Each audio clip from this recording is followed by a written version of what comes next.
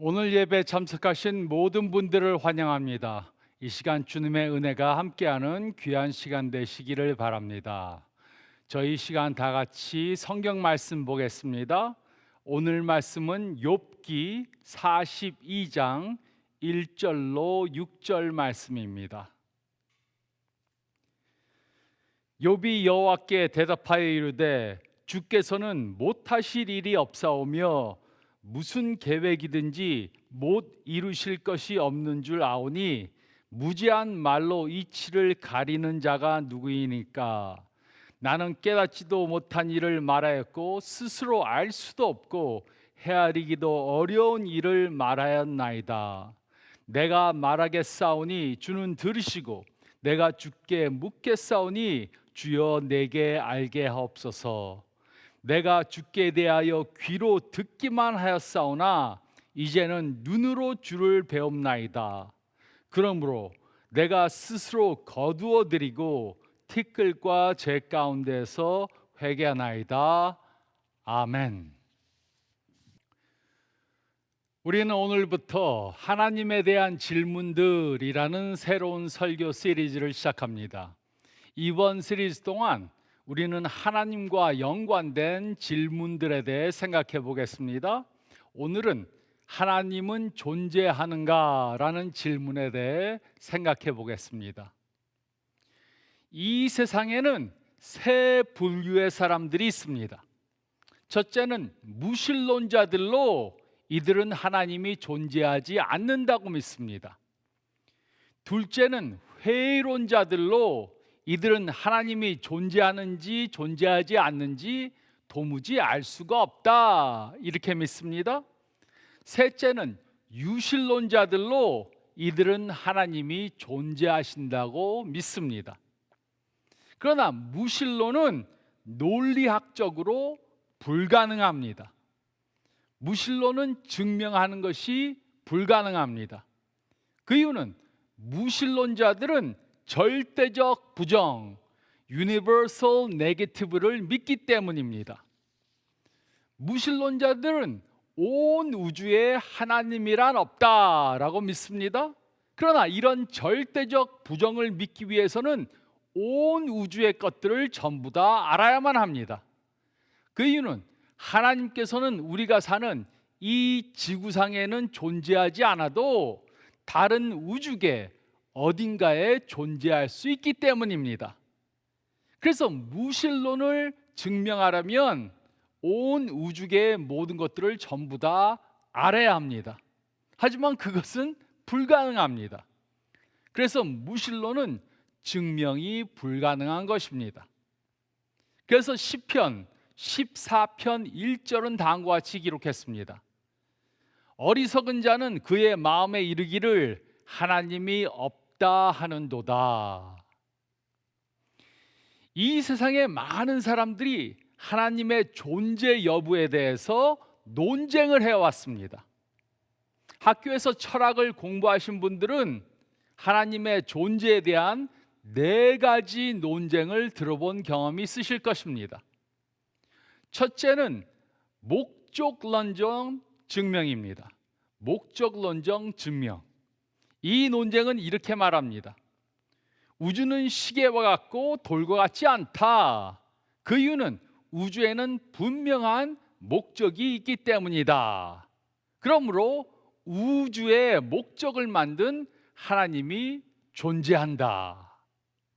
즉 목적이 있게 만들어진 것들은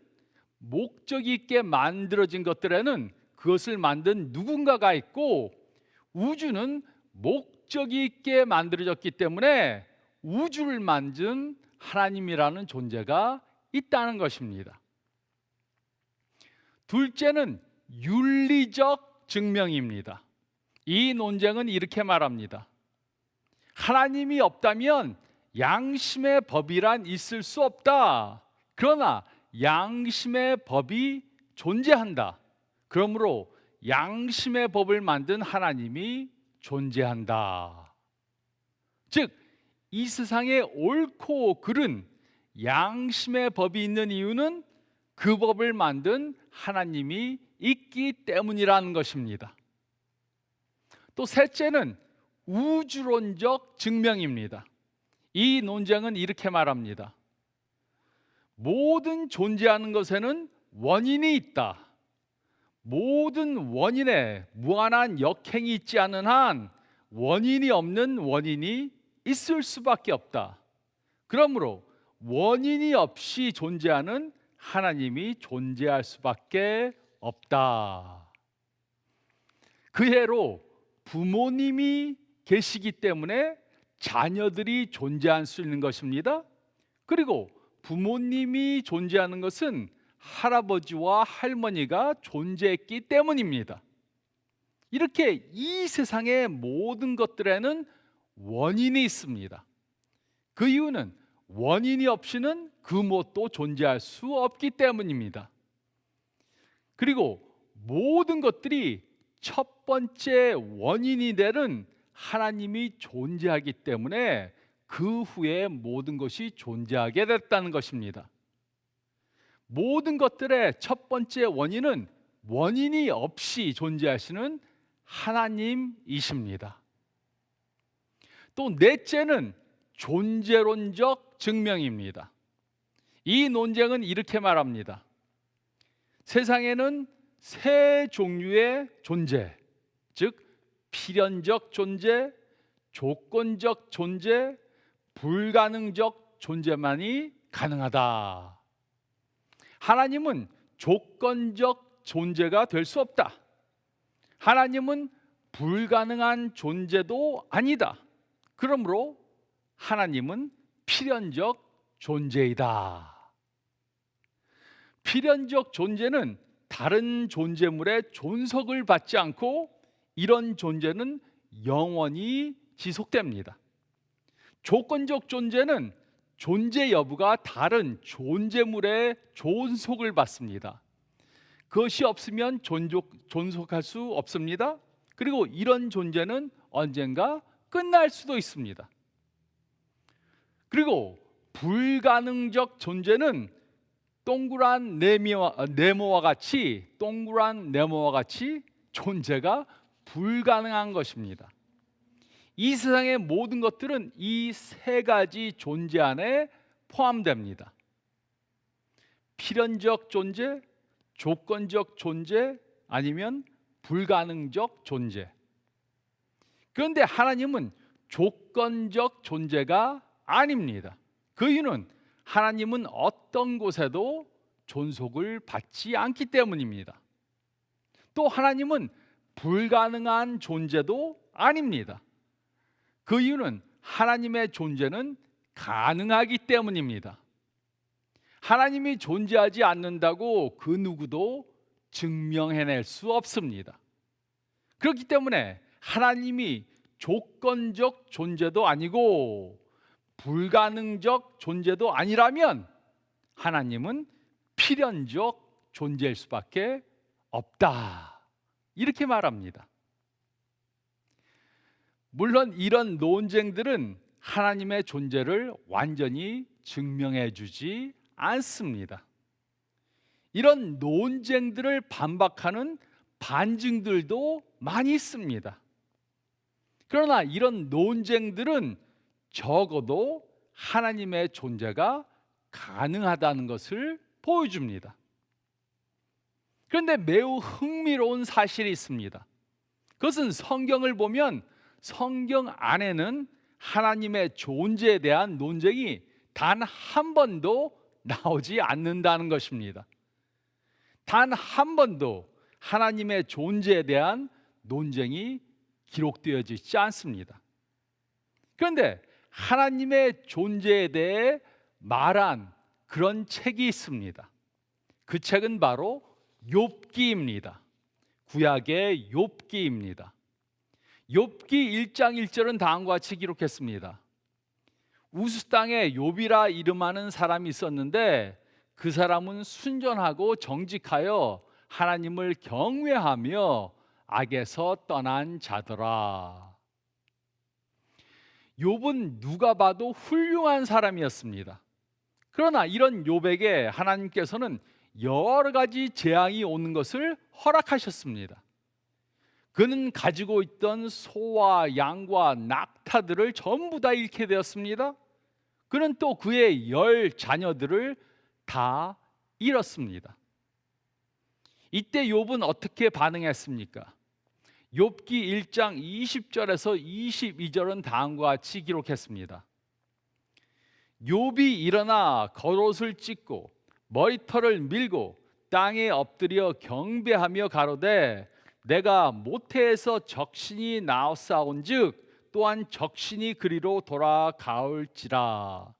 주신 자도 여호와시요 취하신 자도 여호와시니 여호와의 이름이 찬송을 받을지니라 하고, 이 모든 일에 욥이 범죄하지 아니하고 하나님을 향하여 어리석게 원망하지 아니하리라. 욥은 매우 대단한 사람이었습니다. 그래서 어떤 목사님들은 이 말씀을 가지고 우리도 욥과 같은 믿음의 사람이 되어야 합니다, 욥을 본받아야 합니다, 이렇게 설교합니다. 하지만 이것은 욥기가 전해주는 전체 말씀이 아닙니다. 욥기 1장 2장을 가지고는 그렇게 말할 수 있지만 그 후의 말씀을 보면 욥기의 메시지는 그것이 아닙니다. 욥기 2장 말씀을 보면 욥의 세 친구들이 욥이 고난을 당한다는 소식을 듣고 욥을 위로하러 왔습니다. 그런데 그들은 욥에게 와서 위로는 하지 않고 그와 논쟁을 했습니다. 그들은 욥을 위로한 것이 아니라 욥이 믿는 하나님의 공의에 대해 욥과 오랫동안 논쟁을 했습니다. 그러므로 우리는 욥기를 통해 하나님의 존재에 대해 무엇을 깨달을 수 있습니까? 욥기 책 전체를 보면 우리는 그들의 논쟁을 통해 다음에 세 가지 중요한 사실을 깨달을 수 있습니다. 첫째로 1절로 37장 1장 1절로 37장 말씀을 보면 우리는 하나님을 지식적으로 알아야 합니다. 우리는 하나님을 지식적으로 알아야 합니다. 욥의 세 친구들은 욥과 논쟁을 하며 다음과 같이 말했습니다. 하나님은 공의로우시다. 욥은 고난을 당하고 있다. 그러므로 욥은 죄를 범했다. 욥의 친구들은 하나님의 공의의 원리에서 추론하여서 욥이 죄를 범했다고 결론 내렸습니다. 그래서 그들은 욥에게 빨리 회개하라고 말한 것입니다. 하지만 욥의 논쟁은 그들의 논쟁과 달랐습니다. 나는 하나님이 공의로운 분이라고 믿었었다. 그런데 나는 부당하게 고난을 당한다. 그러므로 하나님은 공의롭지 않다. 욥은 자신이 당하는 고난을 근거로 해서 하나님의 공의를 의심했습니다. 욥의 세 친구들은 욥이 말하는 것을 듣고 이렇게 말했습니다. 자네 돌았나? 하나님은 물론 공의로우시네. 자네가 고통을 당하는 것은 죄값을 받는 것이야. 빨리 죄를 회개하게. 욥은 이렇게 말했습니다. 나는 잘못한 것이 없네. 하나님은 나를 부당하게 다루시네. 하나님은 공의롭지 않은 것 같아. 이렇게 말했습니다. 그리고 이들은 이렇게 35장에 걸쳐서 논쟁을 계속해서 했습니다. 아직 욥기를 읽지 않았다면 이번 주에 꼭 읽어보시기 바랍니다. 아주 재미있는 책입니다.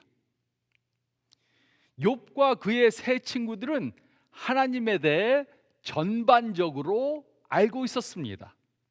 하지만 그들은 하나님에 대해 확실히는 몰랐습니다. 그들은 하나님이 공의로우신 분이라는 것은 알고 있었습니다. 그렇지만 욥과 그의 세 친구들은 하나님에 대한 확실한 정확한 지식이 없었기 때문에 계속해서 하나님의 공의에 대해 헛되게 논쟁했던 것입니다. 그 이상을 몰랐습니다. 그러므로 우리가 그들의 논쟁을 통해 배울 수 있는 것은 바로 이것입니다. 우리의 믿음은 맹목적인 것이 되어서는 안 됩니다. 아는 것이 없이 무조건 그냥 믿으면 안 됩니다. 누가 말하니까 믿어라, 그냥 따라가면 안 됩니다. 잘못하면 이단에 빠지게도 됩니다. 우리는 하나님에 대해 지식적으로 바로 알고 믿어야 합니다. 그래서 우리는 하나님의 말씀인 성경을 통해 하나님에 대해 알아야 합니다. 성경 말씀을 통해 하나님에 대한 모든 것들을 바로 알아야 합니다. 그렇지 않으면 우리는 하나님에 대해 부분적으로밖에 알지 못하게 될 것입니다. 이것은 마치 장님이 코끼리의 한 부분을 만져보고 코끼리는 이렇게 생겼다 말하는 것과 같습니다. 하나님에 대해 조금만 알면 안 됩니다. 우리는 성경 말씀을 통해 하나님을 지식적으로 바로 알아야 합니다. 그러나 우리가 하나님을 지식적으로 아는 것만으로는 부족합니다. 하나님을 지식적으로 이해하는 것은 하나님의 존재를 추상적으로 아는 것에 불과합니다. 하나님을 지식적으로 이해하는 것은 하나님의 존재를 아는 것에 대한 시작에 불과합니다. 하지만 하나님에 대해 지식적으로 아는 것이 없이 하나님을 맹목적으로 믿으려 하면 안 됩니다. 우리는 하나님을 지식적으로 알아야 합니다. 우리는 하나님을 지식적으로 알아야 합니다. 그리고 둘째로 19장 말씀을 보면 우리는 하나님을 개인적으로 알아야 합니다. 우리는 하나님을 개인적으로 알아야 합니다. 욥과 그의 친구들은 오랫동안 논쟁을 했습니다. 욥은 자신이 고통을 당하는 이유를 도무지 이해할 수 없었습니다. 하나님께서 왜 자신에게 고난을 허락하시는지 이해할 수 없었습니다. 그러나 욥은 그 고통 중에 욥기 19장에 자신의 하나님에 대한 신앙을 고백했습니다. 첫째로 욥은 자신의 대속자에 대한 신앙을 고백했습니다.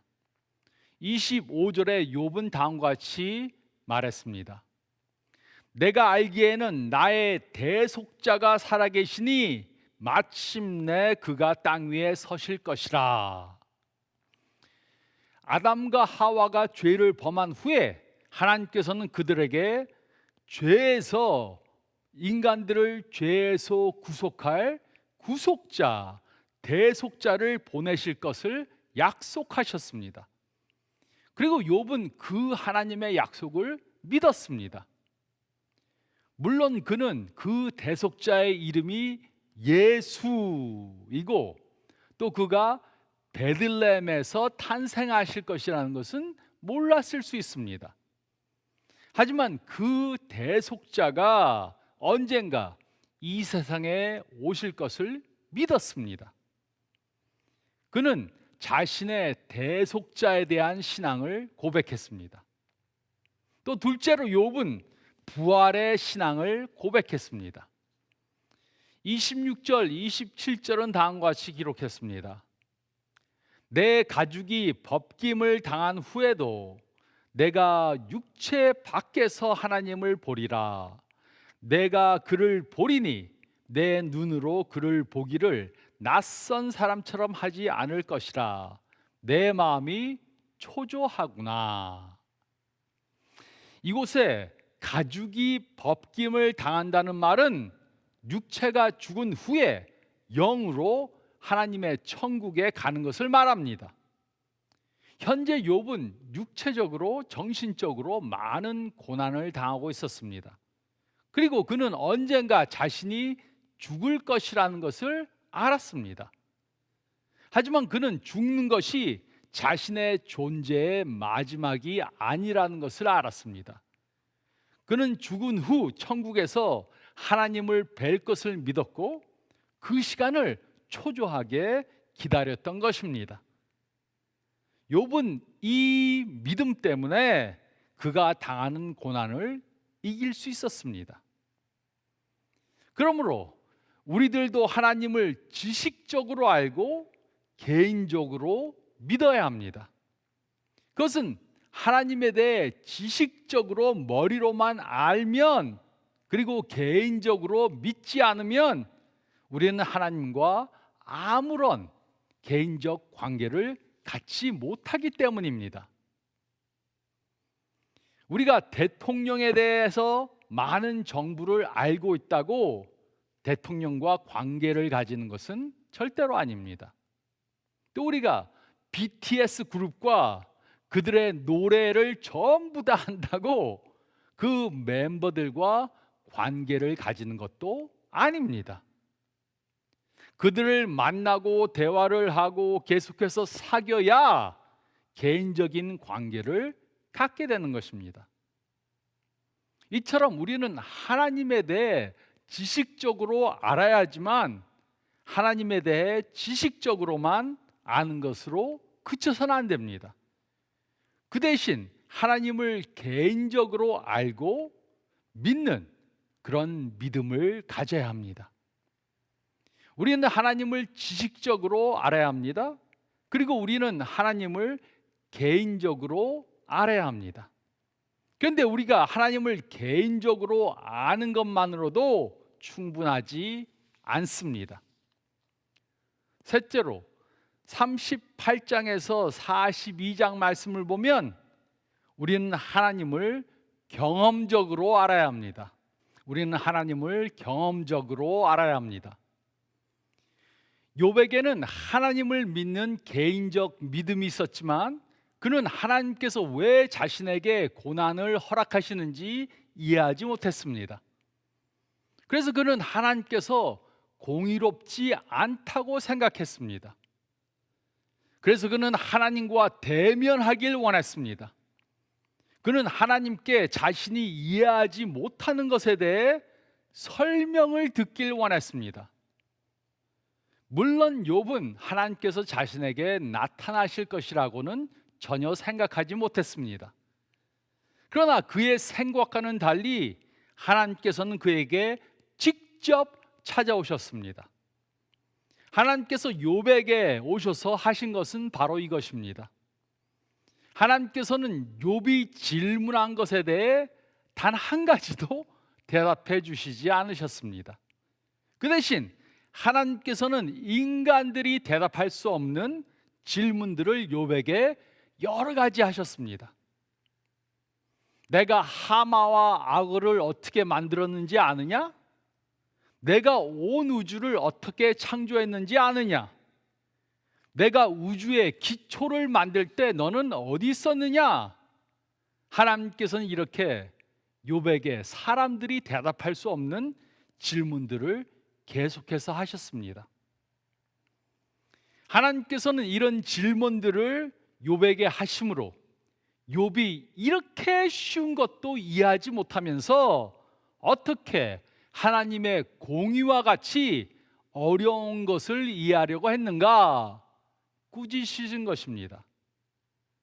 하마와 악어가 어떻게 만들어졌는지도 모르고 우주가 어떻게 창조되었는지도 모르면서 어떻게 복잡한 것을 이해하려고 했는가 이렇게 꾸짖으신 것입니다. 그러자 욥은 욥기 42장 1절에서 6절에 이렇게 고백했습니다.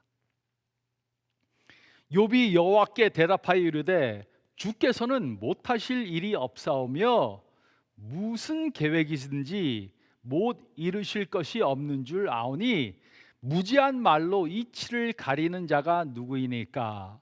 나는 깨닫지도 못한 일을 말하였고 스스로 알 수도 없고 헤아리기도 어려운 일을 말하였나이다.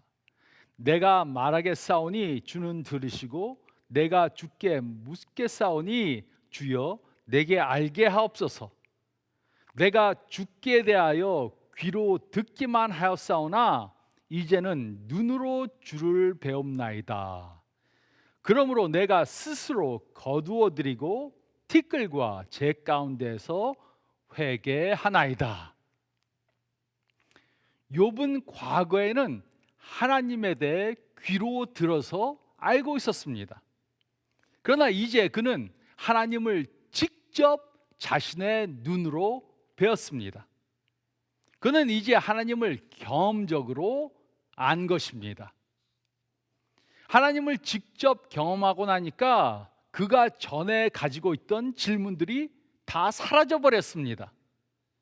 하나님에 대해 듣기만 했을 때는 여러 가지 질문들이 있었는데 하나님을 경험하고 나니까 그 어려운 질문들이 다 없어져 버렸습니다.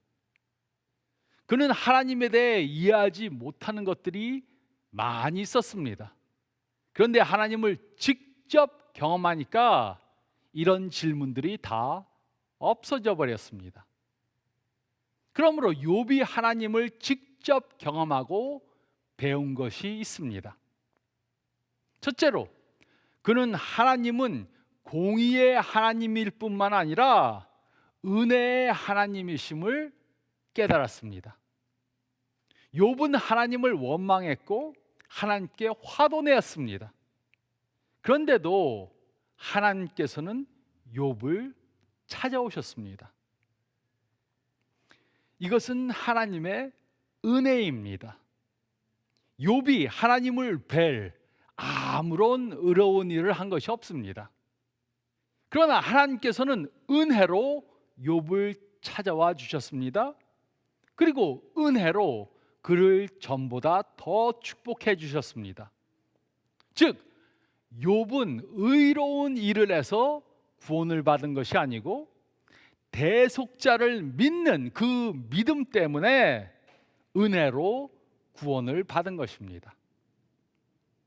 또 둘째로, 욥은 하나님에 대한 모든 것들을 이해할 수 없다는 것을 깨달았습니다. 하나님께서 하시는 일들을 인간적인 측면에서 보면 논리적이 아니게 보일 수도 있습니다. 물론 이것은 하나님이 비논리적인 분이라는 것이 아닙니다. 하나님은 비논리적인 분이 아닙니다. 그 대신 하나님의 논리는 인간들의 논리를 훨씬 더 추월합니다. 그래서 우리가 이해하지 못하는 것을 가지게 되는 것입니다. 이 세상에서는 완전히 하나님을 이해할 수 없습니다. 천국에 가야지 하나님의 모든 것들을 전부 다 알게 됩니다. 하나님은 전지하신 분이시고 우리가 완전히 이해할 수 없는 그런 분이십니다. 그래서 우리는 하나님을 머리로만 알려고 하면 안 됩니다. 우리는 우리의 논리를 추월하시는 하나님을 경험적으로 알아야 합니다. 우리가 하나님을 경험적으로 알면 우리는 더 이상 하나님의 존재에 대해서 의심하지 않을 것입니다. 하나님께서 하시는 일들에 대해 더 이상 질문하지 않게 될 것입니다. 우리는 하나님을 경험적으로 알아야 합니다. 우리는 하나님을 경험적으로 알아야 합니다. 우리는 오늘 욥기를 통해 하나님의 존재에 대한 논쟁을 살펴보았습니다. 그러므로 성경은 무엇이라고 말해줍니까? 우리는 하나님을 지식적으로 알아야 합니다. 하지만 그것만으로는 충분하지 않습니다. 우리는 하나님을 개인적으로 알아야 합니다. 하지만 그것만으로도 충분하지 않습니다. 우리는 하나님을 경험을 통해 경험적으로 알아야 합니다. 그래야 우리는 하나님의 존재를 더 이상 의심하지 않게 될 것입니다. 하나님을 경험하고 나면 우리는 하나님의 존재에 대해 더 이상 질문하지 않게 될 것입니다. 이것이 기독교와 다른 세상의 종교들과 다른 점입니다. 다른 종교들도 하나님이나 신의 존재를 믿습니다. 하지만 기독교만 하나님과 개인적 관계를 갖고 하나님을 경험하는 삶을 살 수 있다고 믿습니다. 누가 저에게 아내가 있다는 것을 한번 증명해 보세요, 이렇게 말하면 제가 어떻게 하겠습니까? 저는 철학적으로 논쟁할 수도 있습니다. 아니면 결혼 사진을 보여줄 수도 있습니다. 하지만 제가 저에게 아내가 존재한다는 가장 큰 이유는 제가 매일 아내를 경험하면서 살기 때문입니다. 매일 아내와 대화하고 밥을 같이 먹고 한국 연속극을 보면서 웃기 때문에 아내가 존재한다는 사실을 부인할 수 없습니다. 이것은 우리와 하나님과의 관계에도 적용이 됩니다. 그러므로 여러분들은 하나님을 경험하는 삶을 살고 있는지 점검해 봐야 합니다. 여러분은 언제 하나님을 경험하셨습니까? 여러분은 언제 하나님의 임재하심을 경험하셨습니까? 여러분은 언제 하나님의 사랑을, 하나님의 은혜를, 하나님의 용서하심을, 하나님의 능력을 경험하셨습니까? 여러분은 언제 하나님께서 성경을 통해 말씀해 주시는 것을 들었습니까? 여러분은 언제 기도를 통해 하나님과 긴밀한 대화를 하셨습니까? 그게 언젠가 오랫동안 생각해 봐야 한다면 하나님을 경험하지 못하면서 산다는 증거입니다. 그러면 우리의 믿음은 흔들릴 수 있습니다. 우리는 하나님을 여러 가지 방법으로 경험할 수 있습니다. 하나님을 경험하기 위해 어느 특정한 장소에 가지 않아도 됩니다.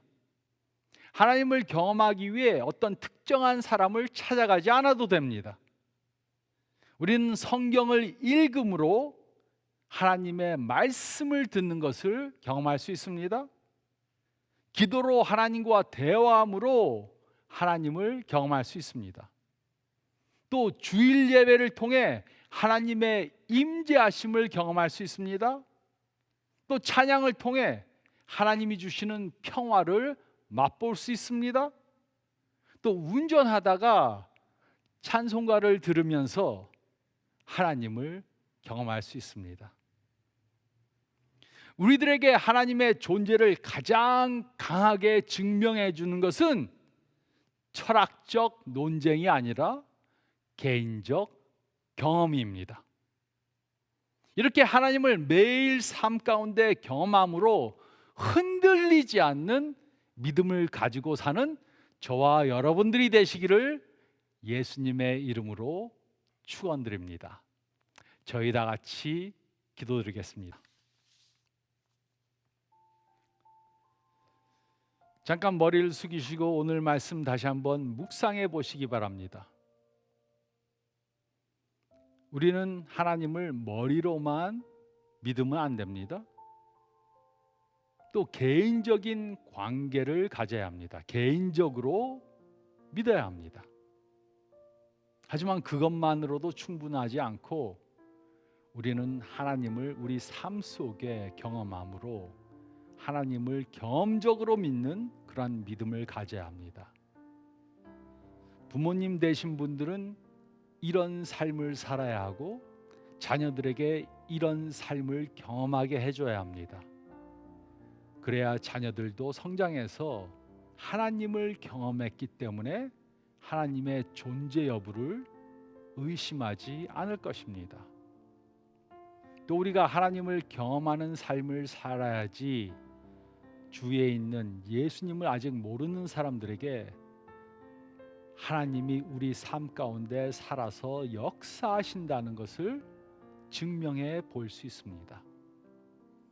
하나님이 계시다는 것을 증명하는 것은 논리로 되는 것이 아니고 삶을 통해 보여줘야 하는 것입니다. 이번 주일 동안, 이번 한 주 동안 이렇게 하나님을 경험하게 해달라고 기도하며 말씀으로 또 찬양으로 예배를 통해 하나님을 경험하게 해달라고 하나님께 가까이 나오는 한 주간 되시기를 바랍니다. 제가 기도드리겠습니다. 주님 감사합니다. 많은 때 저희가 주님을 머리로만 믿기 때문에 저희의 신앙이 흔들릴 수 있습니다. 또 많은 사람들이 경험을 통해 하나님을 만나보지 못했기 때문에 교회를 다니다가 떠난 사람들도 많이 있습니다. 우리는 신학을 믿기 때문에 하나님을 믿는 것도 좋지만 성경을 통해 하나님에 대해 배웠기 때문에 하나님을 믿는 것도 좋지만 그것을 초월해서 하나님이 우리 삶 가운데 경험하는 것을 체험함으로 흔들리지 않는 믿음을 갖게 도와주시기 바랍니다. 이번 한 주 동안 이렇게 하나님을 경험하는 삶을 살게 도와주시옵소서. 그리고 그 삶을 통해 저희 주위에 아직 예수님을 모르는 사람들에게, 하나님의 존재를 믿지 않는 사람들에게 우리의 삶의 간증을 통해 전도하는 저희들이 되게 도와주시옵소서. 또 오늘 말씀을 들은 자들 가운데 하나님의 존재를 의심하는 사람들이 있을 수 있습니다. 예수님 그들을 직접 찾아가 주셔서 그들이 믿는 믿음으로 은혜를 통해 구원받는 그러한 역사가 일어나게 도와주시고 하나님이 살아 계심을 느끼며 경험하는 그들이 되게 주님 그들을 사랑해 주시고 도와주시옵소서.